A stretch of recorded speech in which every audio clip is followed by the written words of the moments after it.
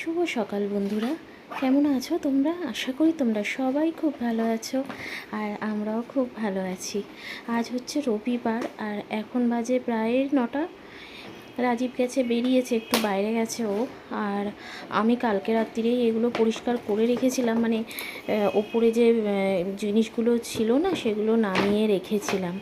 তো আজকে একটু ওই চামচগুলো অনেক হয়ে গেছে, তো অতগুলো চামচ তো লাগে না, তো তাই জন্য ভাবলাম কি এগুলো তুলে রাখি ধুয়ে। তো অল্প কটা আর কি তুলে রেখেছি, আর অল্প কটা যেগুলো আর কি লাগবে সামনে রেখেছি, সেগুলো একটু ভালো করে ধুয়ে টুয়ে রেখে দিলাম। আর এই যে এখানে হচ্ছে মেয়ের খাবারটা বানাচ্ছি। মেয়ে উঠে গেছে, ও অনেকক্ষণ উঠেছে। আমার স্নান টান কমপ্লিট করে নিলাম, এগুলো ধোয়া মাজা করে স্নানটা কমপ্লিট করে তারপরে পুজোটাও দিয়ে দিলাম।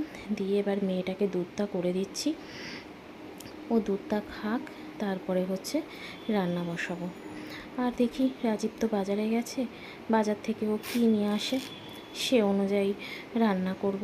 তবে বেশি কিছু করার ইচ্ছা নেই, শাকটা পড়ে আছে, আজকে অনেক দিন হয়ে গেল।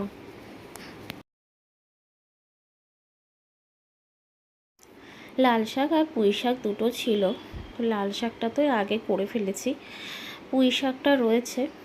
পুঁই শাকটা ভাবছি নর্মাল এমনি করব, পেঁয়াজ দিয়ে, কিছু দেব না। প্রত্যেকবার ওই আলু বেগুন কুমড়ো দিয়ে ভালো লাগে না, একই রকম হয়ে যায়। আজকে ভাবছি শুধু পেঁয়াজ দিয়ে ভাজবো, দেখি, আশা করি ভালো লাগবে। আর এখানে মেয়েকে আমি প্রত্যেক দিনই একটু খাইয়েই দিই, আজকে ভাবছি নিজে নিজে দেব, দেখি খেতে পারে কি না।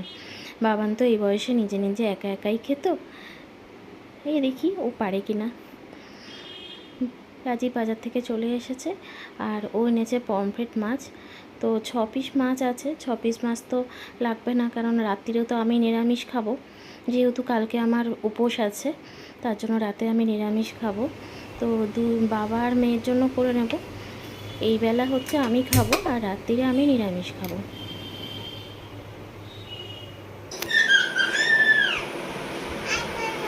কি করেছিস তুই? এটা কি হয়েছে? ফেলেছো কেন?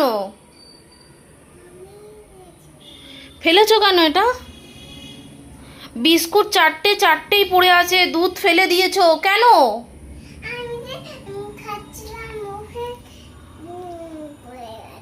কি?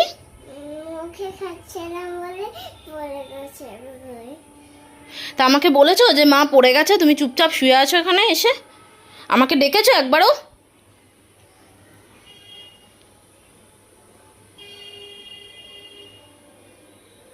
কান ধরো, সরি বলো।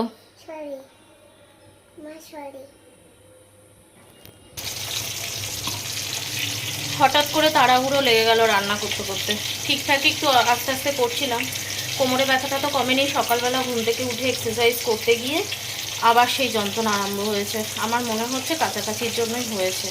তো যাই হোক, আমি আর কথাটা বাড়াতে চাই না, কেননা আবার শুনলে পরে খিটখিট করবে ঘরে। আজকে রবিবার, ঘরে রয়েছে বলতে মানে কাজ করছে। আমার ওয়াইফাইটার জন্য বলেছে ফোন করে, ওয়াইফাইটা না হলে আমার ভীষণ অসুবিধা হচ্ছে, খুব অসুবিধা হচ্ছে। আমি প্রত্যেকদিন ভিডিও দিতে পারছি না, কারণ আমাকে নতুন করে রিচার্জ করতে হচ্ছে, আবার 29 টাকা একটা ছোটো টপ আপ করতে হচ্ছে। যাই হোক, সেই ফেব্রুয়ারি মাস থেকে মেয়ের ভ্যাকসিন বাকি রয়েছে, যেহেতু কলকাতায় ছিলাম, ডাক্তার দেখানো হচ্ছে না, মেয়ের কী ভ্যাকসিন আছে তাও জানি না, দেওয়াও হচ্ছে না। সেই কারণে রাজীবকে বলতে বলতে আমি সব হচ্ছে, সব কিছু হচ্ছে যখন, তাহলে মেয়ের ভ্যাকসিনটাও হবে। এবার আজকে তাই তড়িঘড়ি সকালবেলা বাজারটা এনে দিয়েই ও ডাক্তারের খোঁজ করতে চলে গেছে। ডাক্তার 12:30 অবধি বসবে, তাই জন্য আমি তাড়াহুড়ো করে যতটা রান্না হচ্ছে ততটা করে ফেলে রেখে চলে যাব মেয়েকে নিয়ে, তারপরে এসে রান্না করে খাওয়া দাওয়া হবে। কেননা আর ডিলে করা যায় না, অনেক দিন হয়ে গেছে, আর ডিলে করা যায় না।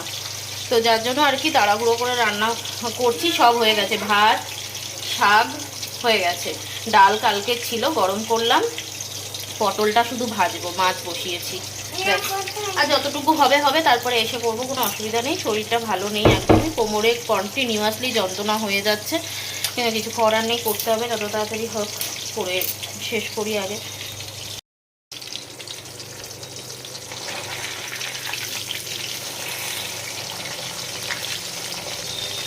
বেশি ভাজবো না মাছটা, হালকাই ভাজবো। বেশি ভাজলে ভাল লাগে না খেতে।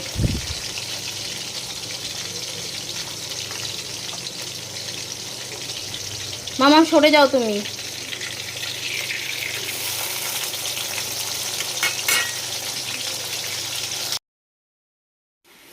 চলো বেরিয়ে গেছি, ডাক্তারখানায় গিয়ে কোনো ভিডিও করতে পারবো না, তো ডাক্তারটাকে দেখাই, দেখি কি বলে ভ্যাকসিনের ব্যাপারে, কবে দিতে হবে না দিতে হবে, তারপর আবার বাড়ি এসে কথা বলছি।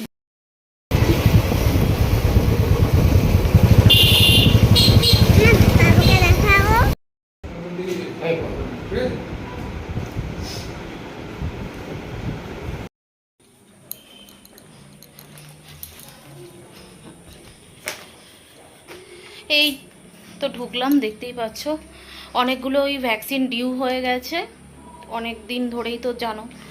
তো কালকেই লেট করা যাবে না, কেননা যেহেতু অলরেডি দেরি হয়ে গেছে, তাই জন্য আর দেরি করা যাবে না। কালকেই দুটো ভ্যাকসিন আছে, সকাল 10টায় যেতে বলেছে। তো রাজীব কাজে বেরোনোর আগে আগে ভ্যাকসিনটা দিয়ে তারপরে যাই হোক। এমনি ঠিক আছে মেয়ে, কোনো অসুবিধা নেই, শুধু কয়েকটা ওষুধ চেঞ্জ করলো ব্যাস, আর কিছুই না। আর 6 মাস হয়ে গেছে কৃমির ওষুধটা, তাই আবার কৃমির ডোজটা দেবে তাই। আর ডাক্তারখানায় গিয়ে তো ভিডিও করাটা ঠিক না, তো তার জন্য। আর রান্না আমি করেই গেছি, রান্না সব কমপ্লিট করেই গেছি। এখন শুধু আমি বাসন টাসন কিছু বেরিয়েছে সেগুলো মেজে নেবো, মেজে মেয়েকে খাওয়াতে বসবো। দুপুরে রাজীবের কাছে মেয়েকে রেখে পার্লারে যাব, আর দেরি করা যাবে না। অনেক দিন ধরেই পার্লারে যাব, পার্লারে যাওয়া হচ্ছে না। আর রাজীব না থাকলে খুবই অসুবিধা হয়, তার জন্য ও যখন রয়েছে ওর কাছে রেখে মেয়েকে আমি দুপুরে যাব। তো চলো তাড়াতাড়ি কাজটা করে নিই। সারা সপ্তাহ তো হয়ই না, তো ওই ওয়াশিং মেশিনটা নিয়ে পড়েছে। ওয়াশিং মেশিনটা বলছে আজকে ঠিক করতেই হবে, তাই এসে ওনারা ঠিক করে দিয়ে গেল ওয়াশিং মেশিনটা। ব্যাস আমার অনেকটাই হেডেক কমলো, কাছাকাছিটার জন্য অনেকটাই প্রবলেম হচ্ছিল আমারও। আসলে কি বলো তো, ছোটো ছোটো জিনিসগুলো অসুবিধা হয় না, একটু ভারী ভারী জিনিসগুলোই আমার একটু অসুবিধা হয়। এই যে এখন দেখো না ব্যথায় ভুগছি। যাই হোক, খেতে বসেছি, শাকটা হয়েছে অসাধারণ খেতে, মানে সবসময় একই রকম ভালো লাগে না, তো তাই একটু অন্যরকমভাবেই খেলাম। মেয়ের খাওয়া হয়ে গেছে, তবুও মেয়ে আমাদের সাথে বসে খেতে, ও একটু শুধু ভাত খেতে ভালোবাসে।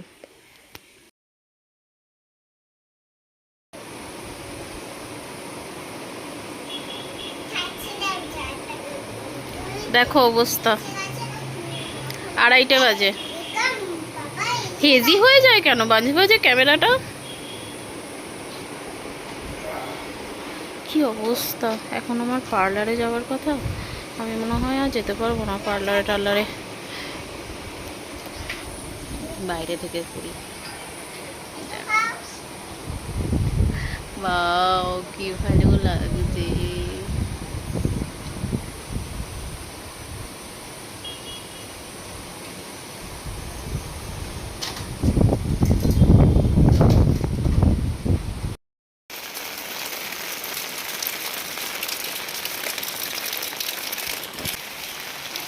বেরিয়ে গেছি বৃষ্টির মধ্যে ছাতা নিয়ে, কিছু করার নেই, আজকে না হলে হবে না। একটুখানি শুয়েছিলাম, দেখি ঘুম আসছে না। রাজীব বলছে তুমি যাও কাজটা করে আসো পার্লারে, না হলে আর সোমবার থেকে আর কাল থেকে টাইম হবে না আমার, যেতে পারবে না।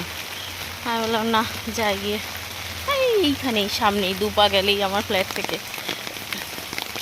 যাই হোক চলো। হেয়ার ট্রিটমেন্টটাও আসলে করাচ্ছি, তার জন্য মনে হয় অনেকটাই দেরি হবে। তবে আমি আর আজকে কোনো রকম প্রেশার দিইনি আর তাড়াহুড়োও দেখাইনি, কেননা প্রত্যেকবারই এসে খুব তাড়াহুড়ো দেখাই, ওনারাও খুব তাড়াহুড়ো করে। তো আজকে তাড়াহুড়ো দেখাইনি, যেহেতু আমার আজকে কোনো তাড়াহুড়ো নেই, যেহেতু মেয়েকে রাজীবের কাছে রেখে এসেছি। আর তার জন্যই আসলে রাজীব বলেছে তুমি একা একা যেও না, তাহলে তাড়াহুড়ো লাগবে, ভালোভাবে করাতে পারবে না, মেয়েকে আমার কাছে রেখে তারপর যাও। তো যাই হোক চলো, আজকে আর ফেসিয়ালটা হবে না, অন্য আরেকদিন করবো এসে। 6:10 নাগাদ আসলাম ঘরে, 3টের সময় গেছি। আইব্রুটা করেছি আর চুলের স্পাটা করেছি, চুলের স্পা সাথে ট্রিটমেন্টটাও করিয়েছি। এখানে আমি প্রত্যেক মাসেই করাতাম যখন এখানে ছিলাম, কিন্তু ওখানে চলে যাওয়ার পরে আর সেটা হয়নি। যাই হোক, এবারে স্পাটা ট্রিটমেন্টটা করালাম, ফেসিয়ালটা করার কথা ছিল কিন্তু টাইম আর হলো না, তবে উনি বললো তোমার খুব একটা দরকার পড়ে না, তাও তুমি একটা ম্যাসাজ নিতেই পারো, অসুবিধা নেই, এমনি তোমার ট্যান ট্যান সেরকম একটা কিছু পড়েনি স্কিনে। তো এই হচ্ছে ব্যাপার।